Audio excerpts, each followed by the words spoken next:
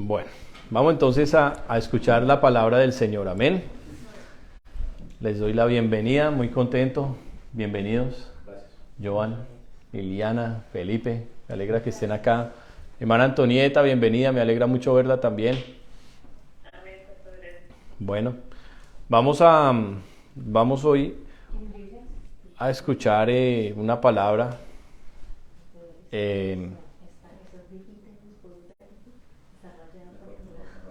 Pero entonces yo le voy a pedir a Juanito que siéntate ahí en el medio para que tú les ayudes a buscar. Si quieres, mira, cámbiale tu Biblia, se la puedes poner a Joan. Y más bien tú le muestras, no, porque Juanito abre la de él y para que Joan lea. Y tú le ayudas a Liliana. Tú le ayudas a ella a encontrar dónde son los textos. Muy bien. Muy bien. ¿Cómo está mi hermana Antonieta? ¿Mucho frío?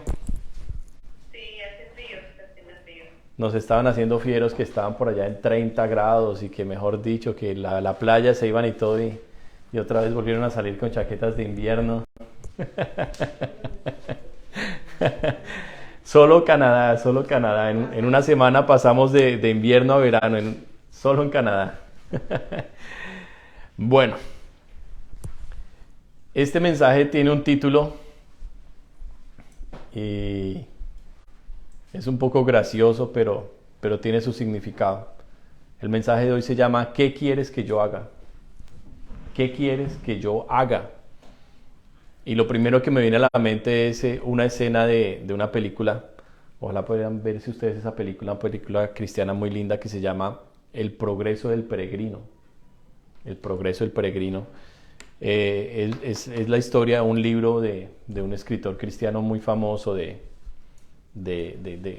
los años 1500 por allá.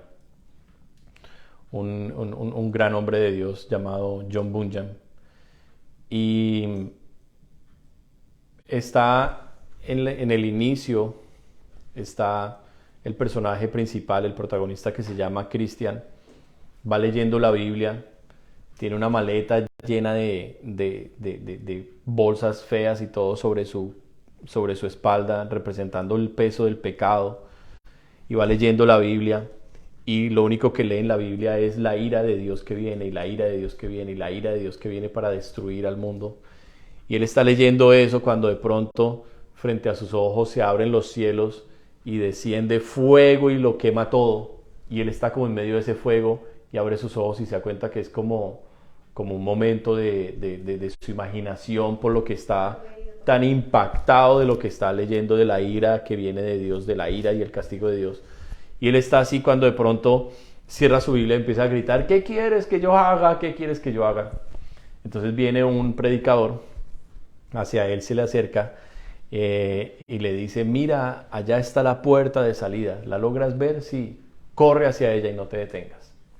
Entonces esta es una escena muy especial en esa película, que representa cuando nosotros venimos cargados, cuando venimos con todo ese peso del pasado y que uno mira hacia el pasado, su vida, y uno dice: cómo he cometido errores, cómo me he equivocado, cuánto dolor hay allá atrás, pero yo no quiero esta vida más. Yo quiero salir corriendo hacia lo que Dios tiene hacia mí preparado, sin saber ni siquiera qué es, pero uno está buscando una salida. Entonces en ese momento viene esta frase que yo la he tenido que traer muchas veces en mi vida, cuando no sé qué es lo que Dios está haciendo conmigo. No sé por qué estoy atravesando por un momento difícil. No sé por qué, a pesar de que trato de agradarlo, la cosa no está fácil. Y he venido muchas veces y le he dicho: Señor, ¿qué quieres que yo haga? ¿Qué quieres que yo haga? Y esta semana me pasó algo muy especial, que es donde comienza este mensaje del día de hoy. Hace 2 semanas estábamos aquí en la casa y vinieron 2 personas aquí a timbrar en la puerta. Entonces comenzaron a timbrar y miramos las cámaras y eran un par de señores ya ancianos en corbata. Y pues obviamente los que vienen así en corbata a golpearle a uno casi siempre son los testigos de Jehová. Yo no estaba en un buen momento. Grace me acababa de sacar la piedra, lo cual pasa muy a menudo. Trato de controlarme y le pido al Señor que me dé paciencia, pero ella logra llevarme a los límites y más allá. Como decía, ¿cómo se llamaba? Buzz Lightyear, hacia el infinito y más allá.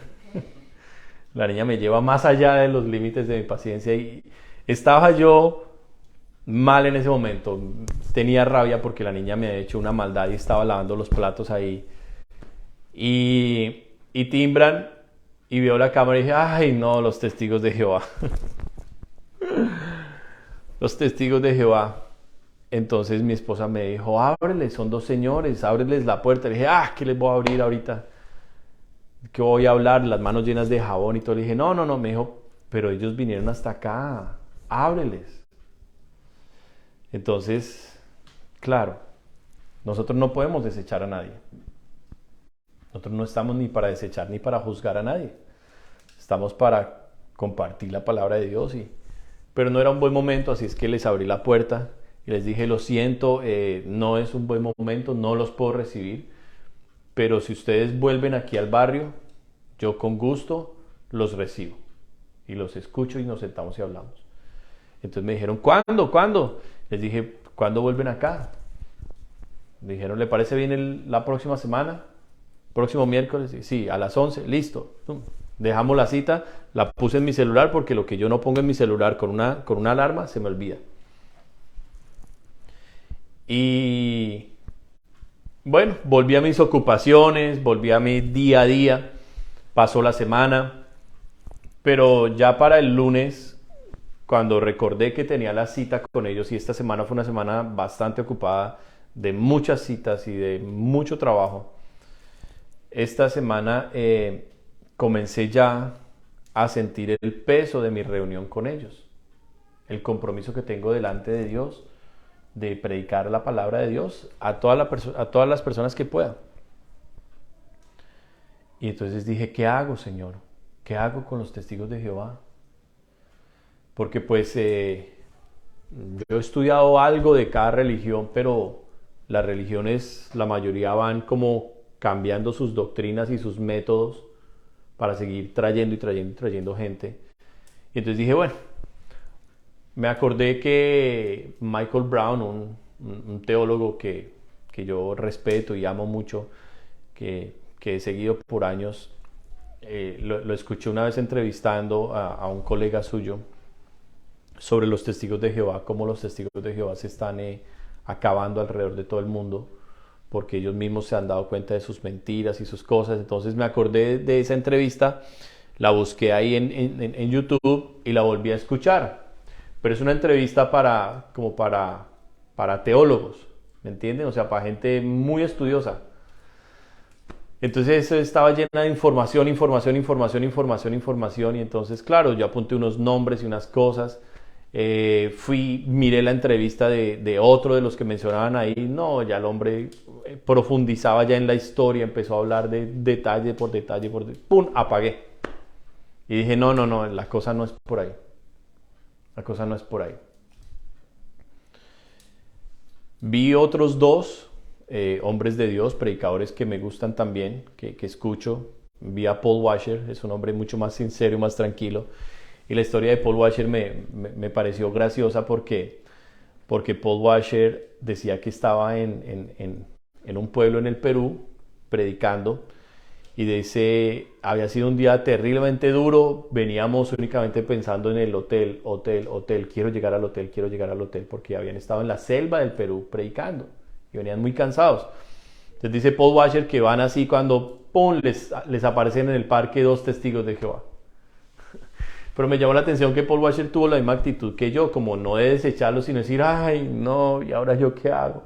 Entonces Paul Washer contó su experiencia con ellos y me pareció graciosa, me dio risa. Y dije, por ahí es la cosa, por ahí. Escuché a otro predicador y ese otro predicador se fue a un texto bíblico y ¡pum! Destruyó la doctrina de los testigos de Jehová. Tenía como muchas cosas en mi cabeza. Pero fui al que realmente sabe qué es lo que yo tengo que hacer. Fui al Señor y oré. Y es importante, yo les quiero dejar esto en sus corazones. Para Dios no es tan importante lo que hacemos como el motivo de nuestro corazón que había para haberlo hecho. Lo voy a explicar. Jesús tuvo muchos problemas cuando predicó, muchísimos. Porque Jesús veía, imagínense, judíos vestidos de una manera supremamente elegante y exigente, y así impecables. No se le acercaban a nadie para no ensuciarse, y ellos eran los que más sabían de Dios. Y Jesús sabía que esa gente era pura apariencia. Ellos sabían que eran ladrones. Ellos sabían que si tenían la oportunidad de entrar a orar por una mujer y la mujer estaba sola, iban y se la acostaban.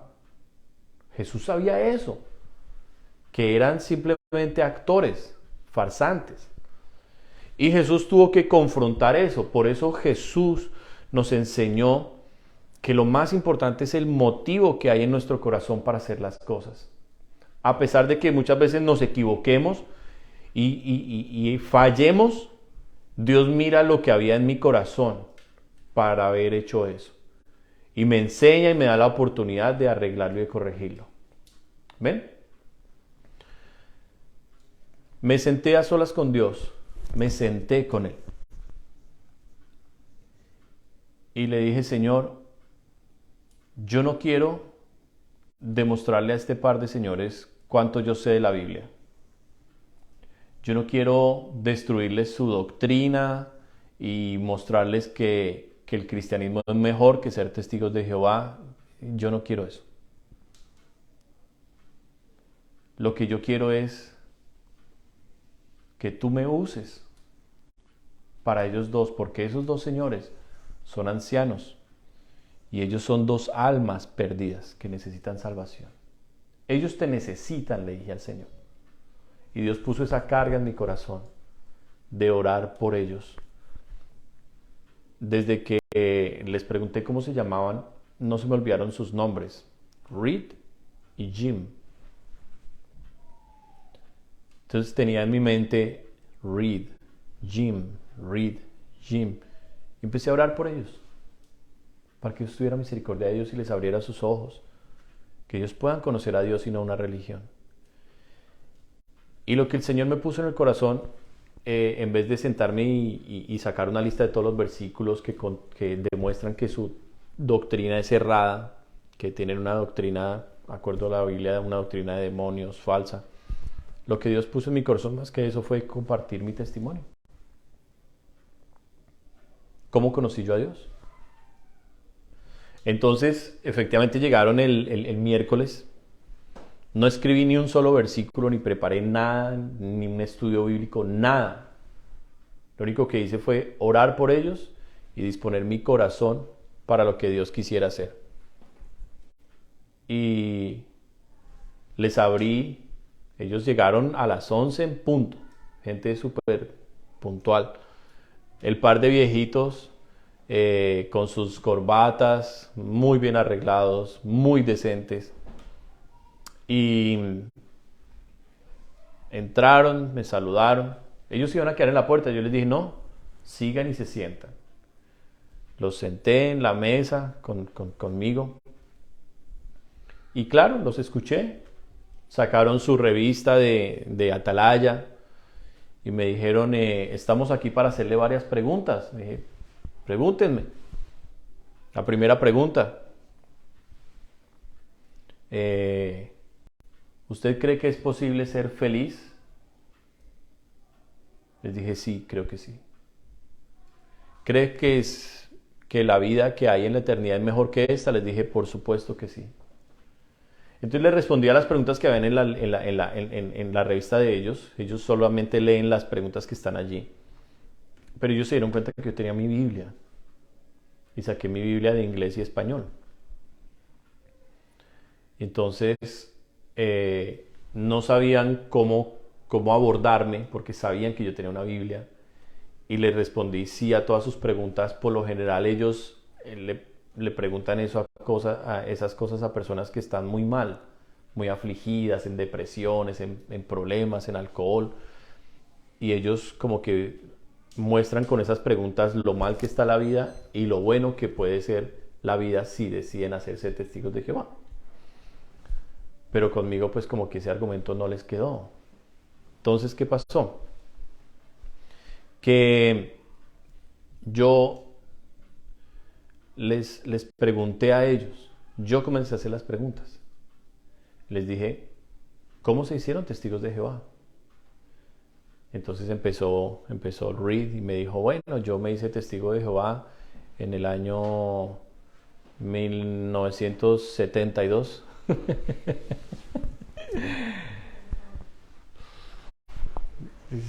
Y yo le dije, wow, yo nací en el 77, ni siquiera había nacido. Y él ya era testigo de Jehová. Dijo, sí. ¿Cuántos años tiene, no? 81. Y el otro, no, yo me hice testigo de Jehová en el 68. ¿Cuántos años tiene? 84. Y más me conmovió el corazón porque son viejitos, que en cualquier momento van a partir y no conocen a Dios. Entonces les dije, wow, qué bien. O sea que ¿cuántas veces han leído la Biblia? Y se quedó así, Reed se quedó mirándome y me dijo, no sé. Le dije, ¿cómo así? ¿Usted no ha leído la Biblia entera, completa, de Génesis a Apocalipsis? Me dijo, no. Yo dije, wow. Yo no sé ni cuántas veces ya he leído la Biblia, más de 10 veces he leído la Biblia completa de Génesis a Apocalipsis. Ahorita la voy a terminar otra vez. Le dije, ¿y ustedes no han leído su Biblia completa? Le dije, ok, vamos a hacer una cosa. Yo no les dije que yo soy pastor, yo no les dije ni siquiera que era cristiano. Yo les dije, vamos a hacer una cosa. Vamos aquí a hablar bajo unos puntos. Número 1, ¿ustedes creen en todo lo que dice la Biblia? Sí. Muy bien, yo también. Número 2, ¿ustedes creen en todas las palabras que dijo Jesús? Sí. Ok. Y desde ahí comencé a abordarlos. Les conté mi testimonio, cómo yo conocí a Jesús, cómo Él me salvó de 3 intentos de suicidio y de cómo Él es real. Y las preguntas que les hice no las lograron encontrar en sus Biblias porque muchos de esos, los testigos de Jehová, los cortaron, quitaron los versículos, los desaparecieron simplemente. Y estaban así. Entonces ahí les dije, bueno, usted me dice que puedo confiar en la Biblia y que ustedes confían en la Biblia. ¿Cómo van a confiar en una Biblia que les cambiaron, que les dañaron o que no la han leído? O sea, ¿ustedes solo leen la Biblia con los versículos que le dicen en esa revista? Dije, no, perdón. Yo no quiero volver atrás. Yo en el catolicismo hacía todo lo que un sacerdote decía y aprendí que ese sacerdote no prepara ni siquiera los mensajes ni las lecturas. El sacerdote sigue un libro que les dan cada 3 años, con un orden y un protocolo que viene por allá desde Roma. Les dije, son religiones de hombres, dirigidas por hombres. Y Dios no quiere eso. Yo he leído la palabra de Dios, que Dios no quiere eso. Dios quiere que nosotros nos acerquemos directamente a Él. Entonces, religión, yo no les voy a hablar a ustedes de religión. Ahora, yo sé que ustedes vienen a invitarme al Salón del Reino. Yo quiero ir al Salón del Reino. Yo quiero ir allá, si me permiten, y hacer estas preguntas allá. A ver si alguien me las puede responder, porque me di cuenta que ustedes no pudieron respondérmelas. Yo quiero hablar y darles si es posible, allá, contar mi testimonio, cómo ha sido mi vida con Dios. No, claro, ya uno de ellos me empezó a cortar. Uno dijo, no, pero es que las reuniones allá son solo los jueves y son muy cortas y no sé qué. Dije, oh, ok. Pero otro de ellos, cuando yo le hablaba de Jesús y lo confrontaba con la palabra, sus ojos brillaban. Yo noté que él estaba, y él fue sincero y él dijo, a mí nadie me había dicho estas cosas. 81 años, 50, 48 años en los Testigos de Jehová, y no sabía estas cosas, porque tienen al Jesús equivocado. Tienen al Jesús equivocado. y conmovió mi corazón. Y les dije, ¿qué hacemos? Porque a uno de ellos ya le entró afán. Y dijo, no, ya tenemos que irnos, tenemos que irnos, tenemos que irnos. Que se dio cuenta que no tenía sentido. Te toca ir y mirarlos y cerrar la puerta, linda. Y simplemente les dije, ¿cuánto tiempo tienen para hablar acá? No, es que nos tenemos que ir. Le dije, ¿cuánto tiempo tengo? ¿Tengo 2 minutos? ¿5? Entonces al señor que le estaban así, sus ojitos los tenía así pelados, me dijo, no, 5 minutos, 5 minutos. Y en esos 5 minutos les hice preguntas que creo que los dejaron muy mal. Les dije, Dios no nos mandó a ser seguidores, nos mandó a ser discípulos. Oh, sí, claro, eso está en Mateo capítulo 28, versículos 19 y 20. Le dije, claro, allí Jesús nos ordenó a ser discípulos. O sea que ustedes se bautizaron en el nombre del Padre, del Hijo y del Espíritu Santo. Sí. Oh, ok. O sea que ustedes son discípulos de Cristo. Sí, somos discípulos de Cristo. O sea que ustedes han visto milagros. Ustedes han visto demonios salir de las personas. Han hablado nuevas lenguas. Se quedaron así. No. ¿Y eso dónde está? Y les dije, abran sus Biblias. Marcos capítulo 16. Versículos 14 al 18. Y oh sorpresa que abrió la Biblia y Marcos 14, la de los testigos de Jehová, llega hasta el versículo 8. Les quitaron 10 versículos donde habla de las señales. Dice, y estas señales seguirán a los que en mí creen, dice Jesús. En mi nombre hablarán nuevas lenguas, pondrán las manos sobre los enfermos y sanarán. Dice que echaremos fuera a los demonios, tomaremos serpientes por las manos. Lo sobrenatural que debe haber de Dios, que no es un discurso, porque Dios no es un discurso, Dios no es una conferencia ni es un estudio, Dios es una persona que es quien creó todo lo que existe y es todopoderoso y su poder nos lo deja a nosotros todos los días para vivir esta vida. Amén. Y cuando llegamos a ese punto ellos simplemente no se levantaron. Yo he seguido orando por ellos, les pedí que regresaran el próximo miércoles, les di mi teléfono, espero que me llamen o que Dios haga algo, pero cuando salieron sentí un gozo en mi corazón impresionante. ¿Saben por qué? Porque yo no sabía cómo tratarlos, no sabía cómo enfrentar esta situación. La mayoría de gente no les quiere abrir la puerta, les dice, ay, váyanse, o yo soy cristiano y los tratan mal. Yo les dije, yo honro lo que ustedes hacen, lo honro. ¿Saben por qué?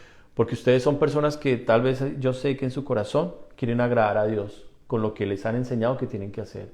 Y ustedes se toman el tiempo de venir a mi casa y golpear, y son personas amables, y son personas muy correctas. Les dije, me agrada eso que ustedes hacen. Me agrada eso que ustedes hacen. Por eso los respeto y les he hablado con tanto aprecio. He valorado tanto lo que ustedes han hecho aquí hoy. Y se fueron muy confundidos. Muy confundidos. La obra la hará solo el Señor. Entonces, ¿qué Dios quiere que nosotros hagamos en nuestra vida? Bueno, pues alguien pudiera decir, de acuerdo con la Biblia, pues la voluntad de Dios. ¿Y cómo sé cuál es la voluntad de Dios? Bueno, yo puedo conocer la voluntad de Dios en los mandamientos y en muchas situaciones que la Biblia me va mostrando. Pero para estos casos específicos, para el día a día, ¿cómo sé cuál es la voluntad de Dios para el día a día? Dios tiene una respuesta para cada situación. Si nosotros aprendemos a conocerlo y a caminar con Él, ya no bajo los parámetros de la religión, no bajo las direcciones de un hombre, sino cuando Él aquí en mi corazón está hablando y dirigiéndome. Hubo algo cuando mencioné el Espíritu Santo, ellos me dijeron, claro, es la fuerza de Dios. Le dije, usted escuchó mi testimonio. Yo me convertí en cristiano odiando a los cristianos. El hombre que yo más odiaba en este mundo era mi papá. Y fue él quien me invitó a la iglesia cristiana y lo tenía al lado. Y le dije, y a ese al que ustedes le llaman fuerza, me habló al corazón. Le dije, ¿cómo una fuerza habla? Si me habló al corazón y me dijo, ese es su papá, hónrelo, perdónelo y pídale perdón porque usted ha sido un mal hijo. ¿Cómo una fuerza habla? Es una persona. Las fuerzas no hablan. Yo trabajo con electricidad. La electricidad no habla. Hago algo mal y pum, me pega un chispazo.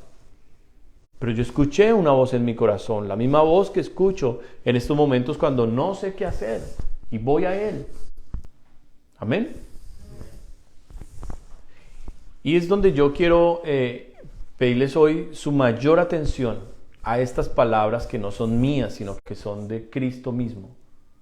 Que le prestemos mucha atención cómo Jesús nos enseña, cómo aprendemos para el día a día. Porque cuando nosotros terminamos este servicio, vamos otra vez al almuerzo, a descansar un rato, que hay que hacer una vuelta, que hay que prepararnos para mañana traer los trabajos, los niños, el día a día. Y Dios quiere intervenir en ese día a día en nosotros. Y llevarnos de ese día en día hacia su propósito especial hasta que lo logremos y nos pueda llevar al cielo donde Él vive. Que esa es nuestra meta. Yo no sé cuántos tengan como meta el cielo, pero esa es mi meta. Esa es mi meta. Entonces vamos a mirar, si quieren vayamos ahí a Lucas capítulo 4, por favor. Lucas capítulo 4. Y vamos a buscar el versículos 16 al 27. Lucas 4, versículos 16 al 27. Lucas 4. Lucas 4.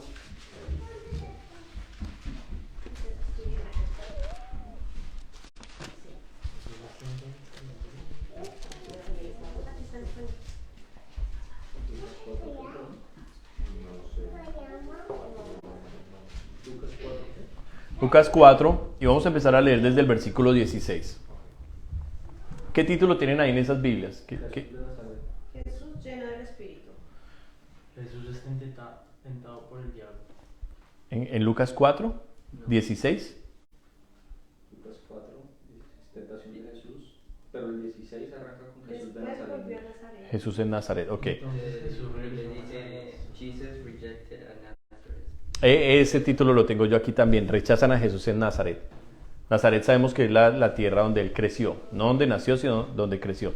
Entonces miren lo que vamos a aprender de la vida del Señor.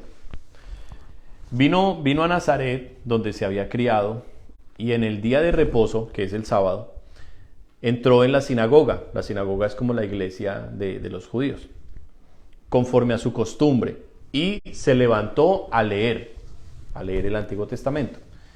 Y se le dio el libro del profeta Isaías, y habiendo abierto el libro, halló el lugar donde estaba escrito: El Espíritu del Señor está sobre mí, por cuanto me ha ungido para dar buenas nuevas a los pobres, me ha enviado a sanar a los quebrantados de corazón, a pregonar libertad a los cautivos y vista a los ciegos, a poner en libertad a los oprimidos, a predicar el año agradable del Señor. Y enrollando el libro, lo dio al ministro y se sentó. Y los ojos de todos en la sinagoga estaban fijos en él. Vamos a parar ahí. ¿Qué estamos aprendiendo en este momento? Que Jesús, ¿qué hacía los sábados? Iba al templo judío. O sea, el templo como tal, donde adoraban a Dios, donde hacían los sacrificios, todavía estaba, pero estaba en Jerusalén. Pero Jesús está en Nazaret, que está un poco lejos, y allá iban a algo que los judíos habían inventado años atrás en Babilonia, llamado sinagoga, unas casas como esta, una casa, un lugar de reunión. ¿Y qué hacían en ese lugar de reunión? Bueno, algo muy parecido a lo que hacemos acá. Oraban, cantaban unos salmos al Señor y luego, ¿qué hizo Jesús? Abrió la palabra y leyó la palabra. ¿Hasta ahora estamos haciendo algo diferente al Señor? Bueno, sí, porque ellos lo hacían los sábados. Nosotros lo hacemos los domingos. Los judíos lo hacen por obediencia a la palabra de Dios, lo hacen los sábados, que es el día que Dios ordenó el reposo. El sábado, o Shabbat en hebreo. Entonces, hasta ahí estamos haciendo lo mismo y vemos las cosas igual, ¿verdad? Entonces, se cuenta cómo nos dice este pedacito nomás de la Biblia que Jesús era un hombre influyente en su sinagoga. ¿Por qué razón? Porque al vago, al necio, al borracho lo dejaban leer la Biblia, especialmente los judíos que eran como tan fastidiosos con eso. No, tenía que ser alguien de buen testimonio. Entonces hasta aquí nos damos cuenta que Jesús era alguien donde había crecido como de buen testimonio, ¿verdad? Él era alguien de buen testimonio. Y que acostumbraba todos los sábados, conforme a la ley que Dios les había dado, ir al lugar de reunión y leer las escrituras y participar en el culto. Entonces ahí estamos viendo características de nuestro Señor. Amén. Muy bien, hasta ahí todo va perfecto. Qué bonito servicio, leyó la palabra del Señor, nos encantó. Resulta que Jesús es un poco como fastidioso hacia la religión, como que la religión le fastidia, como que el Señor dice, ay, los métodos y las costumbres y las tradiciones y ay, yo lo que quiero es que la gente sea sincera y honesta, como son en la casa, que se les salió el grito y ay, ay, la leche, se regó la leche, yo le dije que la pagare. Pero en la iglesia, oh, Dios te bendiga. No, Dios no quiere eso. Dios quiere que seamos los mismos en todo lugar. En todo lugar. Entonces Jesús, conociendo a quienes les acababa de leer la palabra de Dios, sacó uno de esos comentarios típicos que le pega terrible a los religiosos. Póngale cuidado. Dice, versículo 20. Ya leímos que enrolló el libro porque ellos no tenían libros como los nuestros así encuadernados, sino rollitos. Versículo 21. Vienen las palabras de Jesús. Que mire, las palabras de Jesús siempre van a llegar al corazón. Y uno va a decidir, o me aguanto el regaño del Señor, o me paro y me voy. Amén. Y el Señor en este momento va a salir con uno de sus comentarios que él tenía para los religiosos. Versículo 21, y comenzó a decirles, hoy se ha cumplido esta escritura delante de vosotros. Y dice el versículo 22, y todos daban buen testimonio de él. O sea, decían, claro, qué hombre tan maravilloso, qué excelente predicador ese Jesús. Mire cómo lee la palabra, mire cómo vino de bien puesto, bañado, arreglado. ¡Oh, qué hombre tan maravilloso es ese Jesús!, decían los religiosos. Sin embargo, escuchen, dice, y estaban maravillados de las palabras de gracia que salían de su boca y decían, ¿no es este el hijo de José? Uy, qué buen hijo ha levantado este José, decían. Él les dijo, sin duda me diréis este refrán, médico, cúrate a ti mismo. De tantas cosas que hemos oído que se han hecho en Capernaum, haz también aquí tú en tu tierra. Y añadió, de cierto os digo que ningún profeta es acepto en su propia tierra. Entonces ya el Señor comenzó a mostrarnos el rechazo que él tenía en su propia tierra. Y los está empezando ¿a qué? A confrontar. Si ustedes van a entrar en el camino del Señor, ustedes van a tener que acostumbrarse a ser confrontados. Amén. Yo, entrando en el camino del Señor, tuve que ser confrontado. Y el Señor me confrontó tantas veces con la vida mala que estaba llevando, que fue gracias a esa confrontación, que la hicieron con amor, hombres de Dios que aman a Dios y que aman su palabra, mis propios pastores, que así no me gustara la palabra, me la predicaban. Porque en esta palabra está la corrección que yo necesito, la dirección correcta que me va a llevar ¿a dónde? Al templo, ¿sí? ¿A la sinagoga? ¿A los religiosos? ¿A dónde me va a llevar? A Jesús. A Dios mismo me va a dirigir esta palabra. Y es lo que el Señor hace todo el tiempo. Y aquí entonces ya el Señor, notando que ellos no creen que Él es el Hijo de Dios, porque ya les habla de las señales y los milagros que ellos para este momento no creen. Los confronta con su religión. Y en esta confrontación vamos a ver hoy tres ejemplos de tres personas que en su vida llegaron al título de este mensaje: ¿qué quieres que yo haga? Y cómo Dios nos va a enseñar a través de estos tres ejemplos que hay cosas que nosotros en nuestra vida tenemos que cambiar y corregir para poder conocer a Dios. Amén.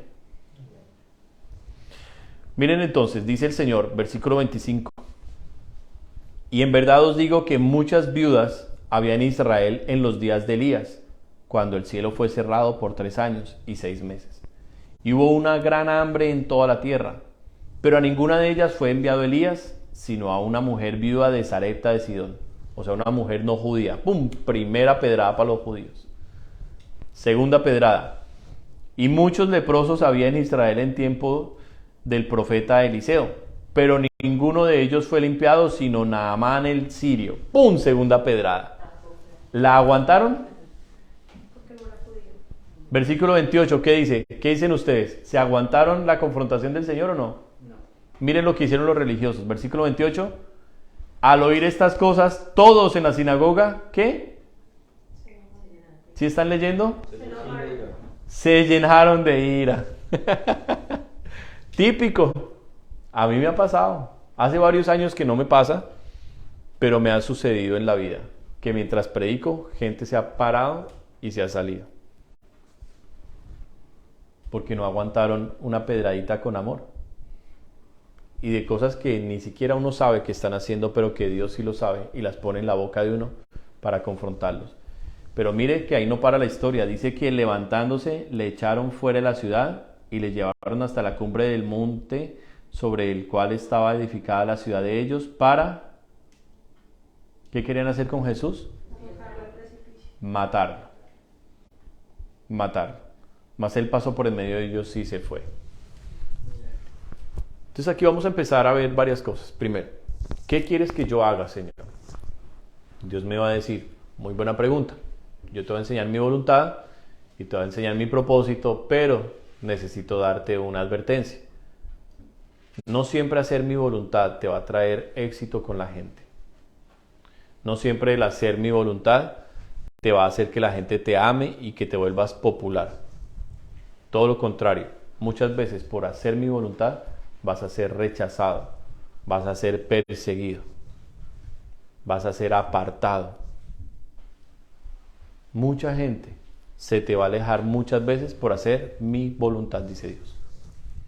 Entonces cuando yo le pregunto al Señor qué quieres que yo haga, ya debo tener clara esa advertencia del Señor. ¿Por qué Dios nos habla así? Porque el Señor sabe que en este tiempo habría muchas doctrinas falsas y mucha gente cogiendo la Biblia para enseñarla para su propio provecho. Y que con las promesas bíblicas iban a engañar a la gente para utilizarlos, para hacer crecer su organización, como en el caso de este tipo de sectas, o para sacarles el dinero y enriquecerse. Y Dios no nos envió a su Hijo para que esas cosas pasaran. Dios nos envió a su Hijo ¿para qué? Para salvar nuestras almas. Entonces el Señor, consciente de todas estas cosas, nos dejó la palabra de Dios, pero también nos dejó su Espíritu, para que aprendamos a leer la palabra, pero con su Espíritu, para entender lo que la Biblia realmente nos está hablando. Por eso nosotros debemos en nuestra relación con Dios tener claro Biblia, Espíritu Santo, Biblia, Espíritu Santo. ¿Cómo sé lo que el Espíritu Santo me quiere decir a través de la Biblia? Le pregunto en oración. ¿Cómo hago esto? Leo la Biblia y le pregunto. Señor, ¿qué quiere decir esto? Señor, muéstrame qué hay acá. ¿Qué me quieres enseñar aquí, Señor? Y tengo la humildad no simplemente de leer un libro, sino de escuchar la voz de Dios en el libro. Amén. Muy bien. Entonces aquí el Señor nos dio 2 ejemplos que hoy nos van a enseñar, junto con otro ejemplo que está más adelante, de qué debo hacer yo para poder conocer a Dios, para poder conocer su voluntad, cómo recibo a Dios, en otras palabras. Entonces aquí el primer ejemplo que nos da el Señor, ¿cuál es? ¿Cuál ejemplo nos citó allí Jesús? De personas que fueron visitadas por Dios en tiempos de crisis, pero que no eran judíos, que no eran del pueblo de Dios. La mujer viuda. La mujer viuda. Y cuando hablamos de una mujer viuda, en esos tiempos estamos hablando de una mujer casi indigente. Porque la mujer no podía trabajar, porque la mujer dependía al 90% del varón. Entonces nos está hablando de cómo Dios se compadeció de una viuda y le envió salvación a esa viuda. Vamos a ver esa palabra, la vamos a ver rápidamente, esa historia. Y se encuentra en el primer libro de Reyes, capítulo 17. Primer libro de Reyes, primero de Reyes 17. Y vamos a ver ahí esta mujer viuda de Sarepta. 17, versículo 1. Dice,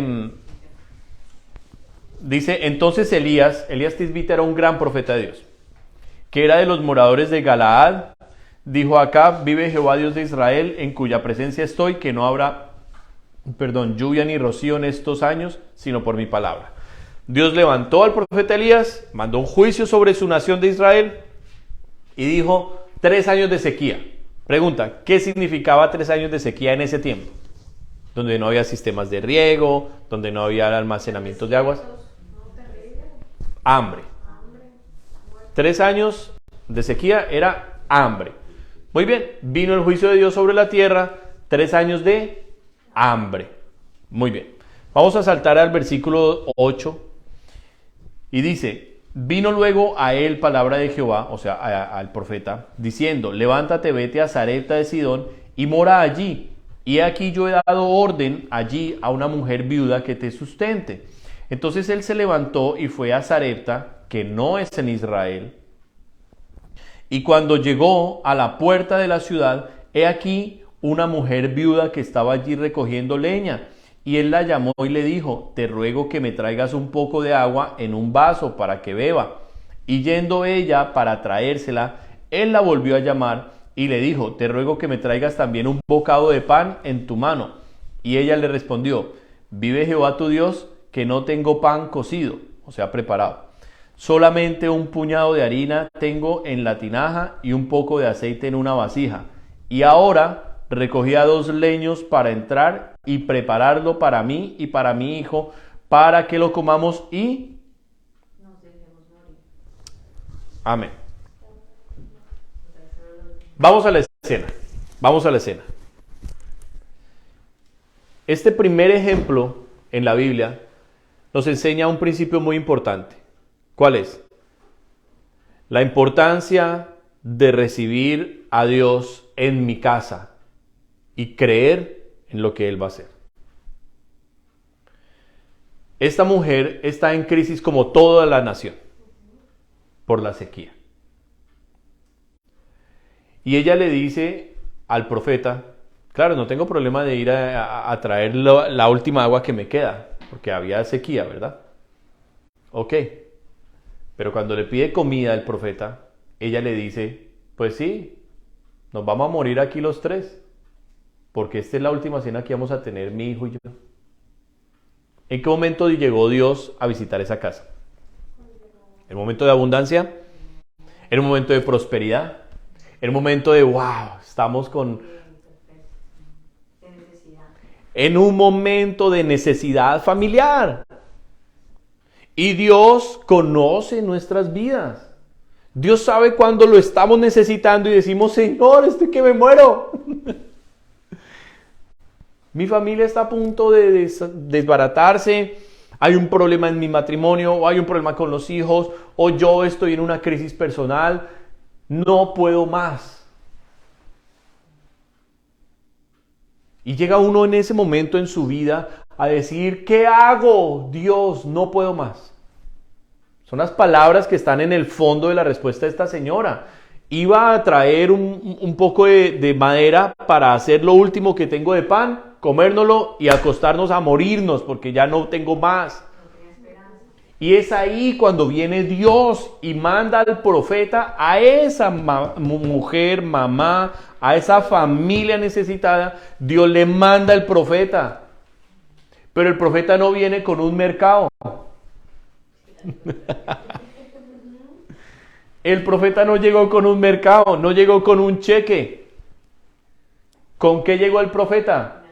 Con hambre y con sed. ¿Qué nos está tratando de decir ahí el Señor? Usted me quiere encontrar, me va a tener que dar hasta lo último que usted tiene. Y uno dice, uy, pero ¿cómo?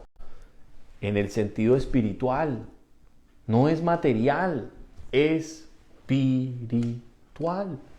¿Qué significa? Mis últimas fuerzas, mis últimos anhelos, mis últimas emociones, lo último que yo pensaba que iba a ser en mi vida y que ya estoy fracasado. Señor, de aquí en adelante, todo es tuyo. Y yo no sé cuántos pueden decir amén. Yo dije amén. Cuando me tocó a mí, yo dije amén. Porque Dios me llegó en un momento así, en el que ni amistades, ni trabajo, o sea, nada había que echarle mano. Y le dije, ¿sabes qué? No tengo nada, mi vida fracasó. Si vas a hacer algo conmigo, los años que me queden son tuyos. Se lo dije teniendo 28 años de edad. Dios llega y visita en esos momentos, cuando uno no sabe ya qué más hacer. Llega y visita, pero entra de la manera que uno menos se imagina. Porque muchos estarían imaginando el cheque, el mercado. Viene el profeta, va a orar y aquí, mejor dicho, va a salir lluvia y vamos a prosperar. No fue eso lo que pasó. Sin embargo, la obediencia de esta mujer hizo que su crisis personal y familiar, económica, esa crisis se convirtió en una bendición porque vieron la provisión sobrenatural de Dios. Eso es lo que nos dice la historia. Dice acá, en el versículo 13, palabras que son de las primeras que Dios nos dice. Elías dijo, ¿están leyendo? No tengas temor. La mayor necesidad de esa mujer, ¿de qué era? ¿Del alimento, del sustento? ¿Sí? ¿Sí, de la comida? No. Paz. Algo que este mundo no conoce hoy. Por eso lo primero que el profeta le dice es, no tengas ¿qué? Temor.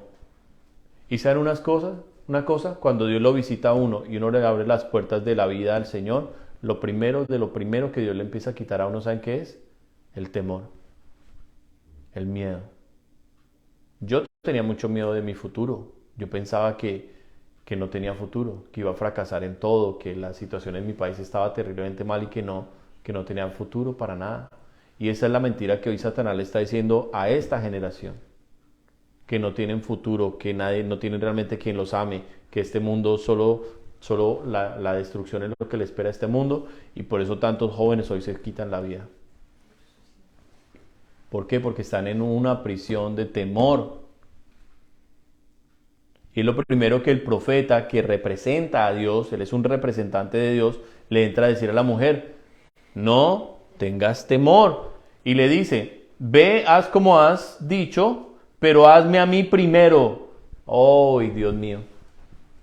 Ahí es donde se pone difícil. ¿Qué hago para recibir a Dios en mi familia? ¿Qué quiere Dios? ¿Lo último de mi vida? ¿Las sobras? ¿Las migajas? ¿Qué es lo que quiere Dios? Porque ella tenía para dar a su hijo, que era pues como más importante. Ella tenía para comer para ella, para su hijo, que es lo que las mamás hacen. Muy seguramente le da el paso más grande al muchacho, se come ya unas sobritas, porque eso es típico de todas las mamás. Y a morirse los dos. Dios le dice, no, deme esa comidita a mí primero, yo voy a comer primero. Entonces aquí Elías está desarrollando algo que es necesario para poder nosotros seguir al Señor. ¿Y saben cómo se llama? Fe, confianza. Porque esa mujer tenía que tener mucha fe en Dios para darle lo último que le quedaba a ella de comida al profeta. Ahora, imaginémoslo en la escena. ¿Se imaginan la escena? La mujer saca lo último que le queda de harinita con el último poquitico de aceite, prepara ahí unas tortillitas y las hace. Está antojada hasta del olor, y así antojada del olor, mirando al niño que el chinito estaba así mirando. Tienen hambre, está oliendo a pan caliente que, uy, yo no sé cuánto les pasa. Aquí no pasa mucho, pero en mi país si uno pasaba por una panadería y uno decía, uy, rosconcito caliente con uva postobón. Uy, a mí me encantaba la uva. Y entonces pancito caliente, y está la mujer, pan caliente, está el hijo, pan caliente. Y entonces resulta que el pan caliente, ¿para quién es? Para el profeta. Se necesita fe para poder seguir a Dios. Fe de que mi crisis se va a convertir en una oportunidad de conocer su mano sobrenatural. Dígale a la persona que tiene al lado, Dios es un Dios sobrenatural. Mana Antonieta, Dios es un Dios sobrenatural. Y es en mi crisis, con mi fe en Él, que yo voy a ver lo sobrenatural en mi vida. ¿Amén o no amén? Que lo que yo no pude arreglar ni hacer, Él es el que lo hace. Entonces, bueno, vamos ahí, el primer ejemplo me enseña a mí la importancia de recibir a Dios en mi casa. Confiar en Él, creer en Él, darle lo mejor a Él. Lo mejor no puede ser para mi esposa, lo mejor no puede ser para mis hijos. Lo mejor debe ser ¿para quién? Para mi Señor, para mi Dios. Él merece lo mejor. ¿Cuántos están de acuerdo? Él merece lo mejor. Bueno, segundo ejemplo que también lo citó el Señor Jesucristo. Vayan al siguiente libro, que es el Segundo de Reyes. Ahí adelantico, unas hojitas más adelante. Segundo de Reyes, capítulo 5. Segundo de Reyes, capítulo 5.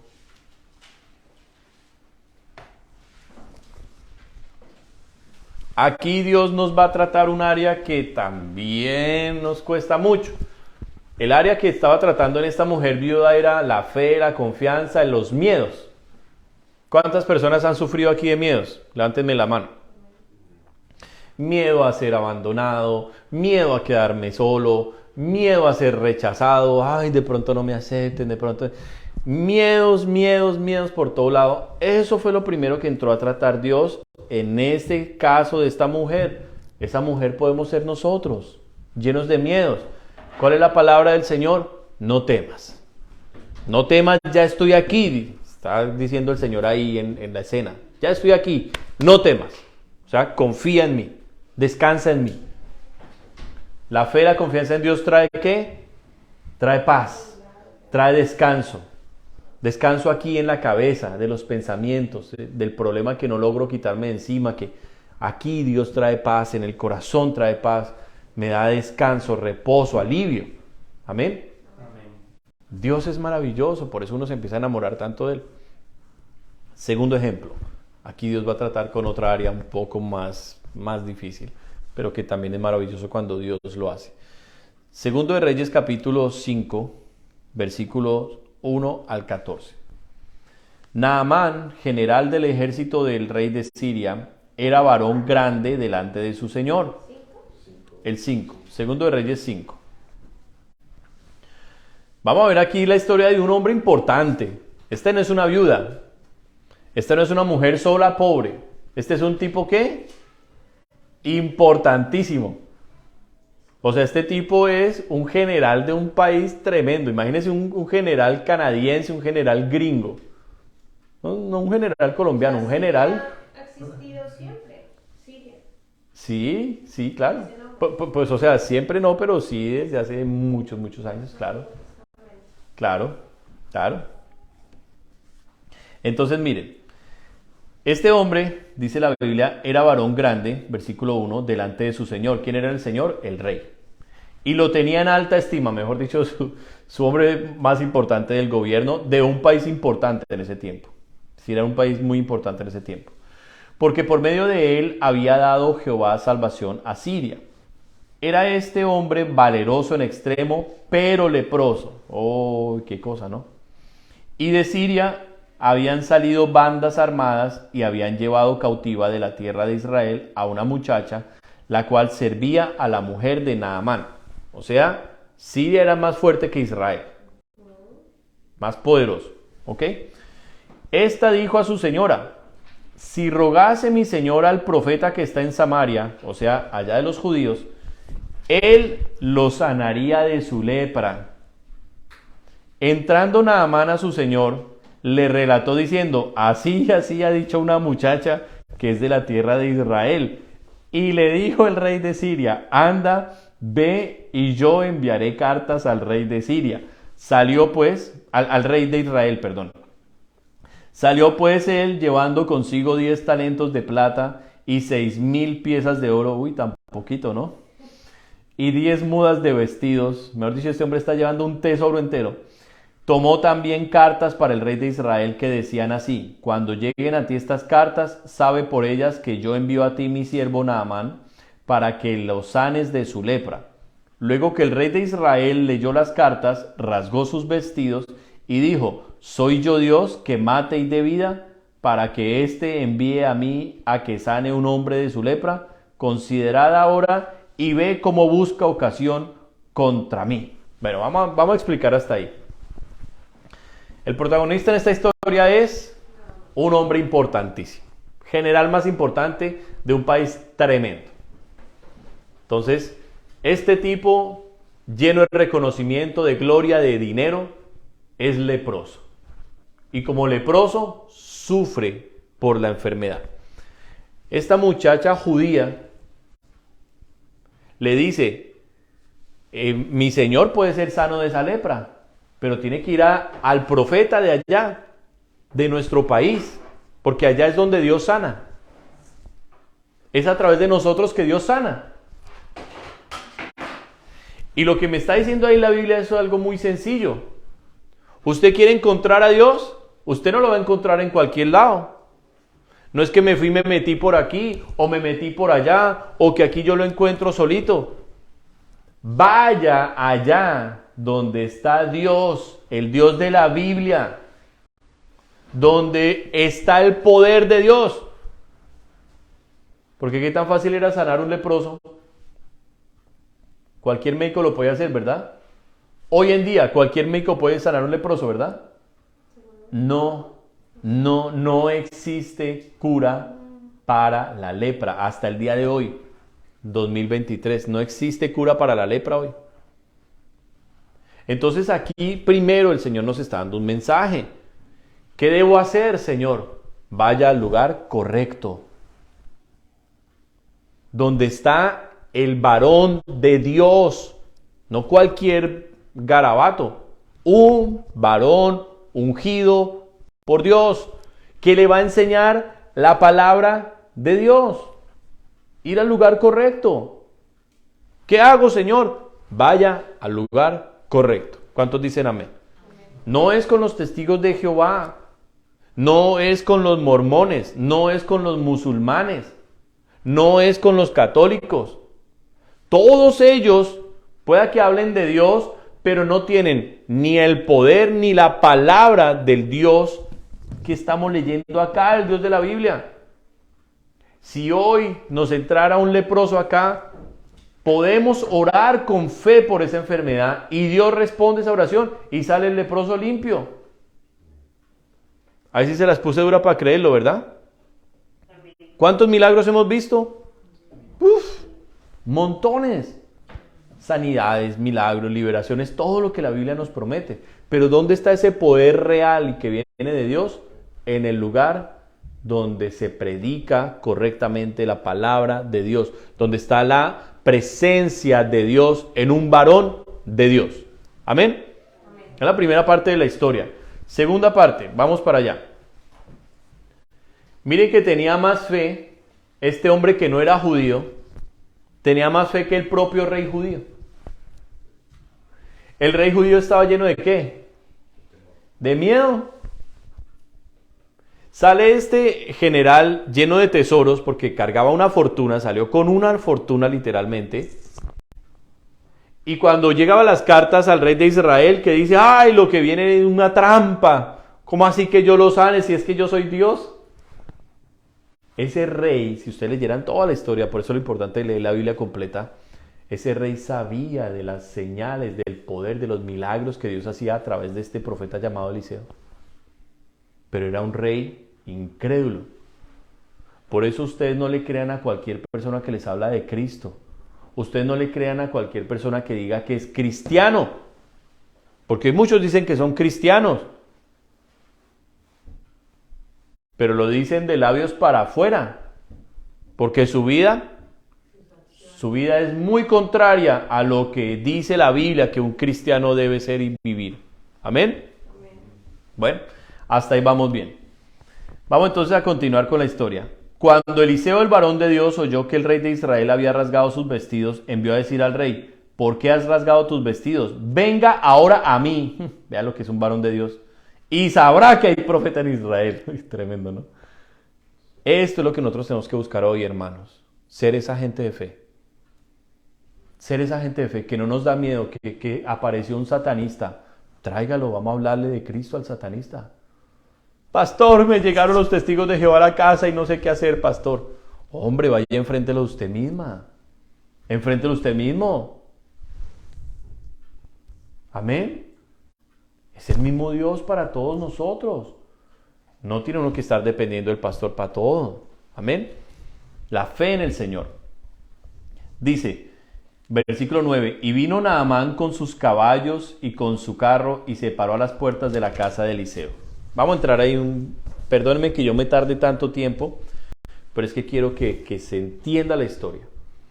Cuando dice que este general vino con sus carros y sus caballos, ¿de qué está hablando? Número 1, es un general. Número 2, este general está entrando en un país que no es el de él. ¿Qué tanta gente creen que venía con este general? Primero llevaba muchas cosas. Y era una persona. Entonces traía caballos con carretas. Segundo, ¿qué tan ejército venía con este hombre? Porque era de los más importantes de su país. El hombre viene cargado de gente. O sea, imagínense una caravana.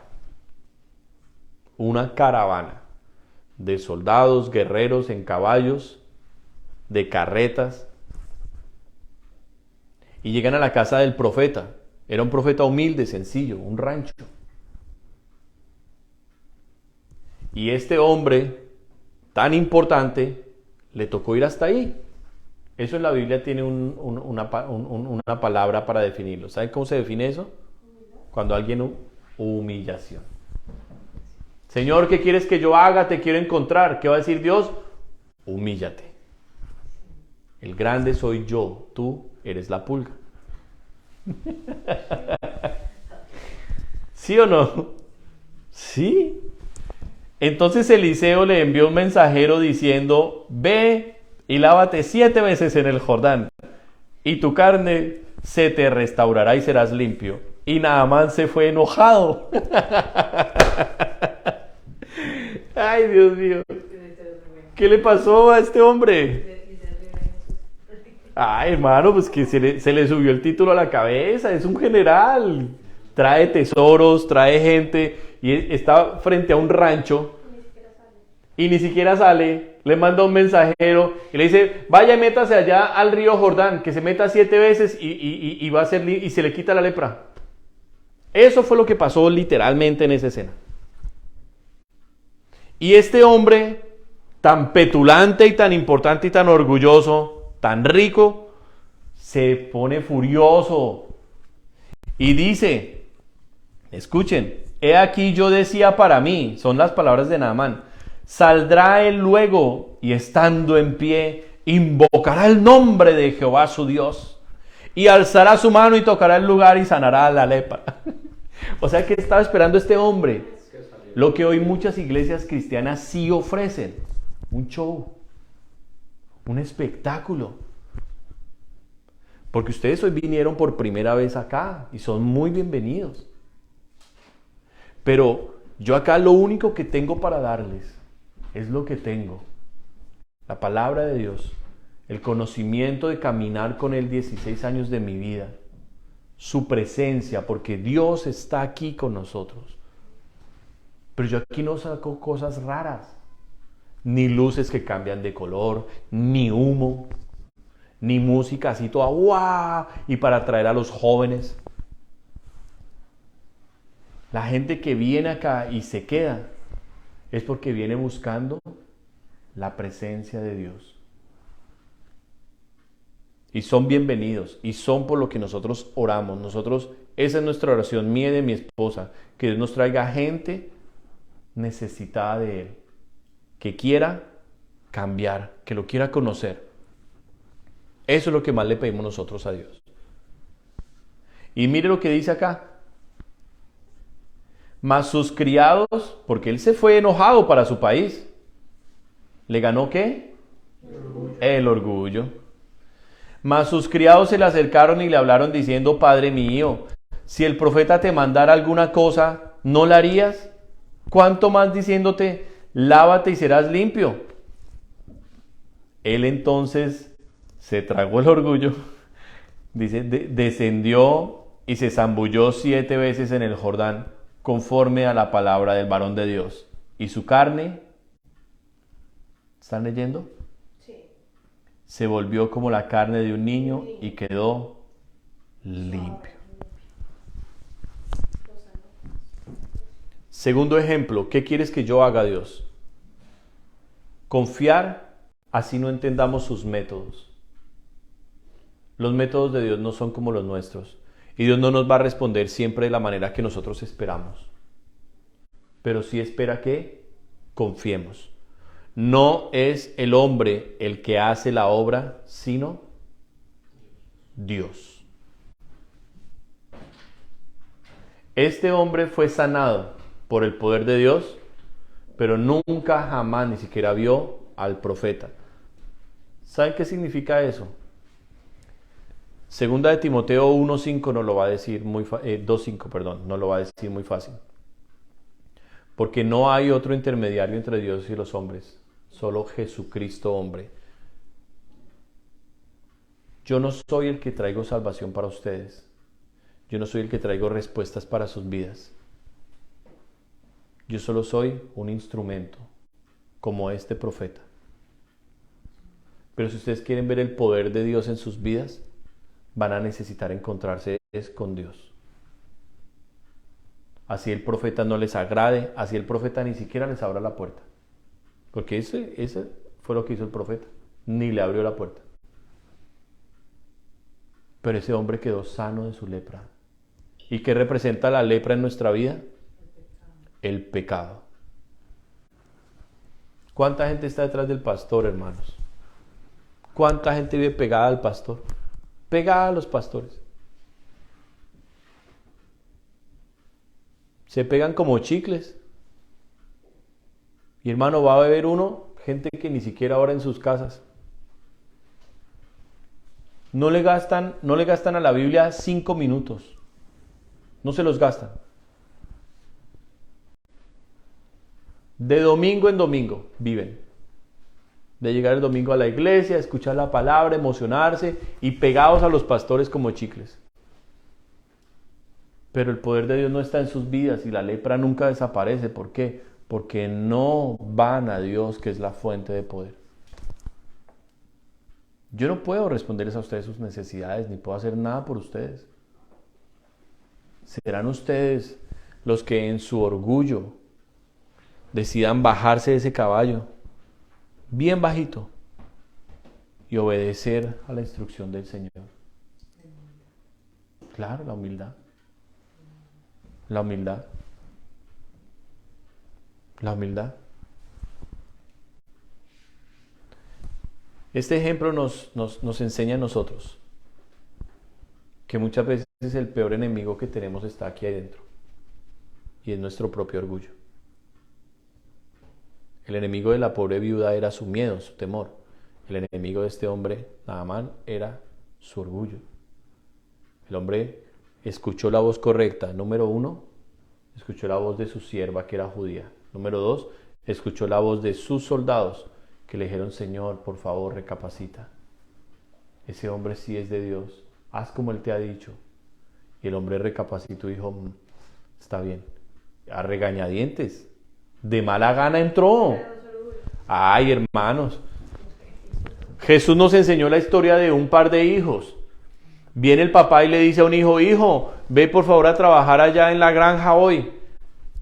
Y el muchacho, sí, papá, yo voy a trabajar, por supuesto, papá, porque yo te amo, lo voy a hacer con excelencia, papá. Y después de que dijo eso, no fue. Pero vino el papá y le dijo al segundo hijo, hijo, voy a trabajar allá a la granja. Y entonces ay, papá, yo estoy cansado y usted siempre me manda cosas. Y, ay, papá, no, yo no voy a ir, papá, no quiero ir. Pero ese hijo se arrepintió y dijo, ¿cómo no le voy a ayudar al viejo si es que es mi papá? Y fue y lo hizo. Jesús preguntó cuál de los dos hizo la voluntad de su padre.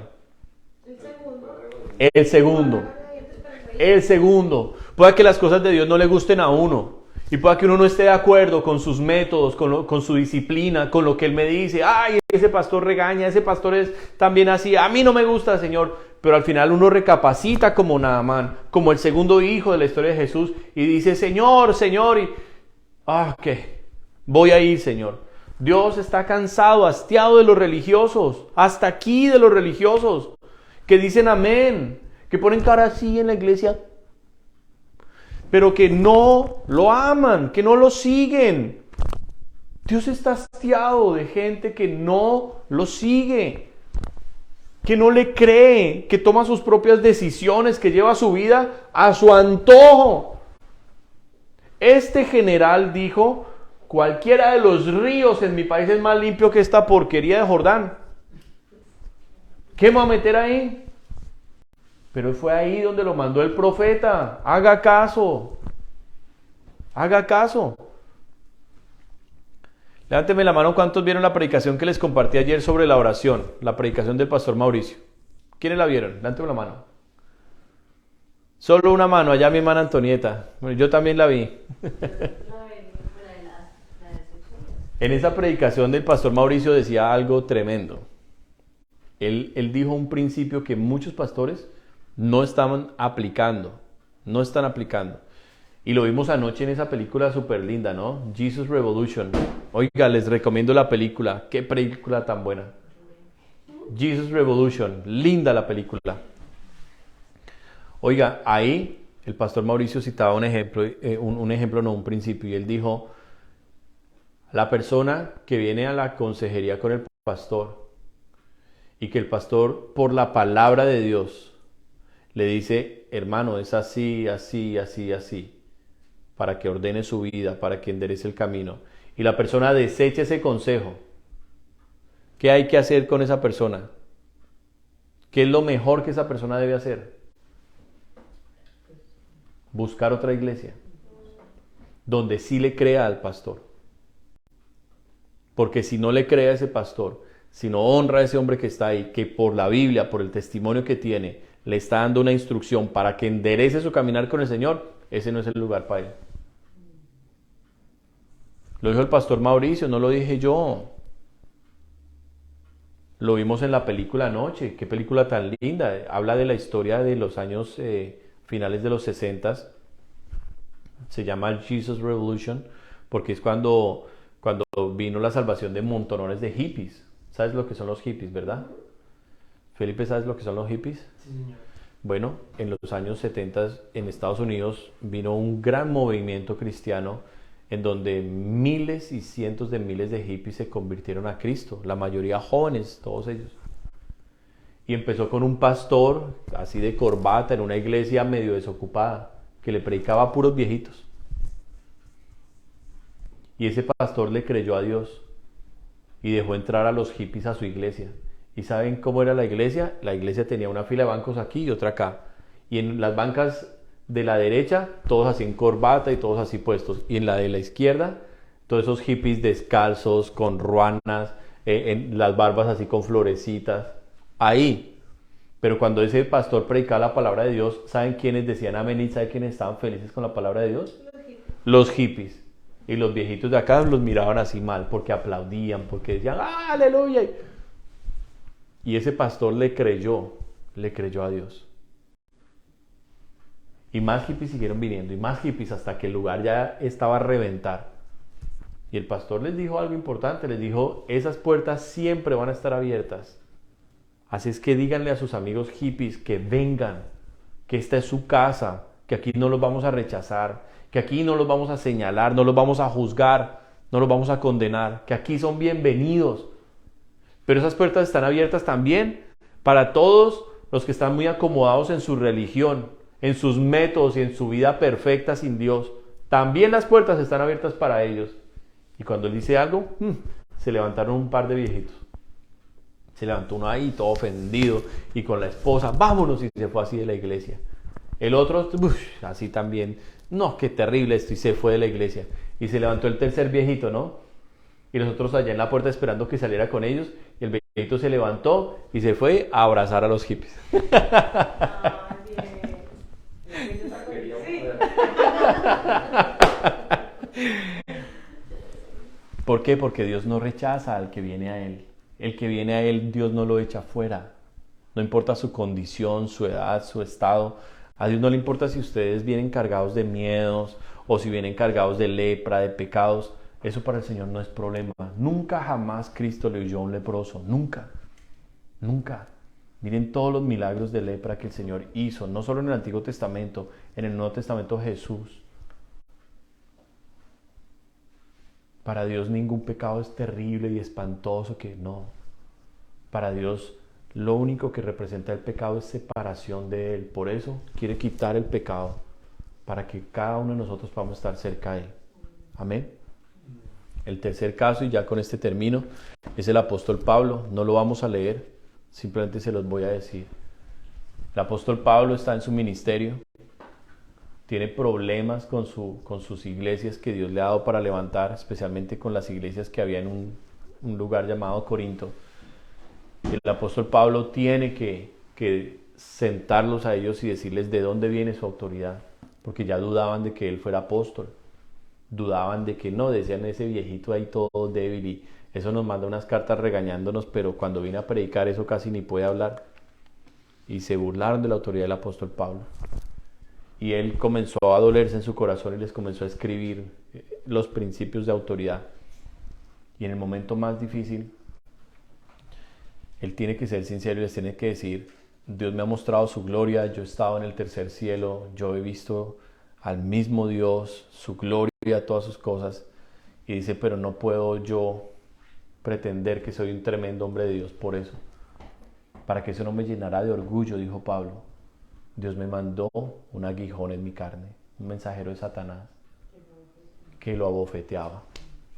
O sea, una prueba, una enfermedad, algo había sobre Pablo que le recordaba que él era débil y que el fuerte era Dios. Y Pablo muy seguramente en su ministerio tuvo que llegar a este momento, ¿qué quieres que yo haga? Y la respuesta de Dios siempre fue la misma. Esa prueba va a permanecer sobre ti. Ese aguijón en tu carne que te molesta, que te duele, va a estar ahí para recordarte que eres débil. Pero en esa debilidad, Dios le dijo a Pablo, mi poder se perfecciona. Y es donde Dios quiere que entienda que mi debilidad es una oportunidad para ver la gloria de Dios. Tercer enemigo a derrotar si quiero seguir a Dios, la duda. La duda. Para resumir, ¿cómo nos enseña Jesús a seguirlo? Número 1, venciendo nuestros temores. Número 2, porque todo esto sale de las palabras de Jesús. Número 2, quitándonos el orgullo. El orgullo es creerse algo que uno no es. Así de sencillo. Número 3, ¿cómo me enseña el Señor a seguirlo y a conocer su voluntad? No dudando. No le demos lugar a la duda. Lo que está escrito acá es para nosotros. Amén. Amén. Esta palabra es para mí. Esta palabra es para mí. Y les vamos a regalar Biblias a ustedes para que tengan la capacidad de abrirla donde quieran y leer lo que quieran. Porque nadie me puede decir a mí, lea esto y esto no lo lea. Aquí está la mente de Dios, del Dios que los creó, del Dios que los ama, del Dios que les quiere dar salvación. Aquí está su mente, su corazón, su plan para ustedes, para sus vidas. Y ustedes no necesitan que un hombre les diga no lea esto, no haga eso. No, lo que necesitan es leerlo con sus propios ojos y con su corazón buscar la dirección de Dios aquí en este libro. No es privado, como lo enseñó la Iglesia Católica o como otras sectas lo están prohibiendo. No es privado, es para todos nosotros. Vamos a orar. Amén. Vamos a orar. Si esto que hoy hemos escuchado tiene sentido en sus vidas, si realmente alguien está en este momento, porque las palabras las sentí muy claras en mi corazón. Las palabras las sentí muy, muy claras en mi corazón. ¿Qué quieres que yo haga? Por alguna razón Dios puso este mensaje hoy en mí. Me tomé el tiempo de escribirlo, de imprimirlo, para poder ser fiel a lo que Dios me había puesto. No hay una casualidad en nada, hay propósitos. Y si hoy alguno de los que está acá o de los que va a ver el mensaje le está diciendo a Dios, ¿qué quieres que yo haga? Yo le quiero invitar a que se despoje de todo miedo y que con sus propios labios le diga a Dios, te entrego mis temores. Háganlo los que están acá si lo sienten. Señor, te entrego mis temores. Señor, te entrego mis miedos. Señor, yo renuncio al orgullo. Yo renuncio al orgullo. Saca todo orgullo de mi vida. Dame la capacidad de ser humilde como tú eres humilde, Señor. Dame la capacidad no de cuestionar tus métodos ni tus formas, sino de obedecerlos, Señor. Señor, yo creo que en mi crisis voy a ver tu mano, Señor. Yo voy a ver tu obra en mi vida, Señor. Señor, quita de mí la duda. No me dejes ser una persona de dudas, que desconfío de tus promesas o de lo que tú has dicho que yo voy a hacer. Señor, hoy en mi debilidad, sé que tú, Señor, te vas a glorificar. Padre, quiero darte gracias, Señor. Yo siento tu presencia mientras digo estas palabras, Dios. Porque sé, mi Señor, que estas son cosas que quieres escuchar de la boca de cada uno de nosotros. Entregándote los miedos, el temor, Señor. Sabiendo que tu amor es más grande. Que tu amor, Señor, nos protege. Tu amor, Señor, va delante de nosotros. Señor, sé que no quieres más orgullos en nuestras vidas, ni más religiosidad, ni más mentira ni farsas. Ayúdanos a ser transparentes, Dios, gente sin máscaras. Dios, hoy yo ruego por las personas, Señor, que tú me has dado el privilegio de pastorearte, que no logran, Señor, esta relación contigo, que no logran, Señor, sacar tiempo para ti, que sus ocupaciones, sus distracciones, su carne los tiene, Señor, totalmente sometidos y que no logran hacer tu voluntad. Hoy, Padre, yo te ruego que tengas misericordia y que extiendas un poco más de gracia para que, Señor, tu pueblo te pueda buscar de corazón a solas, que es donde más nos enseñaste. Es fácil orar aquí en la iglesia, Señor, pero yo digo a solas, donde nadie nos ve. Allí en el lugar secreto, Dios, poderte buscar y poder ser sinceros contigo, Señor, y encontrar tu amor, encontrar tu perdón. Hoy, Padre, en el nombre de Jesucristo, te pido bendice cada persona que ha escuchado esta palabra, Señor, y que la ha creído en su corazón, y que toda lepra espiritual, que todo pecado, Señor, pierda poder, toda cadena, Señor, toda maldición, ahora mismo, Señor, caiga de sus vidas, en el nombre de Jesucristo de Nazaret. Oro, Señor, por la unción, por la autoridad, Señor, con que tú me has revestido, Padre, en el nombre de Jesucristo. Todo poder satánico, diabólico, Señor, de sectas, ahora mismo queda sin poder en las vidas, en el nombre de Jesucristo de Nazaret. Señor Dios mío, hoy enviamos en fe la palabra con la que empecé, Señor, del mismo Señor Jesucristo, de Isaías 61:1 en adelante.